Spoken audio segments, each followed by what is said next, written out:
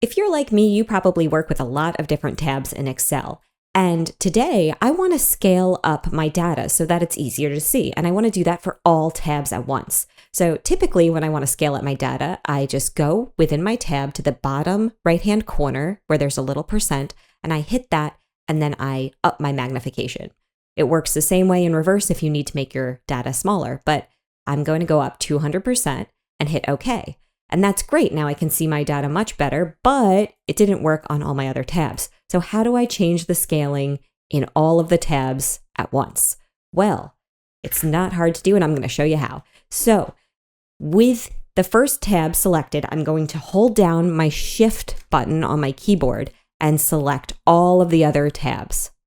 So they kind of change color as I have them selected, and I've run out of space here, so I need to hit my arrow right here on the left to see the rest of them. And I'm still holding down Shift and selecting them all. Now, when I go into that little percentage box and hit the magnification and hit OK, every tab will be affected. So now I can go into each tab one by one and check, and they all are much larger, easier to see, and they've all been affected. And it's because I Shift selected them before making that change.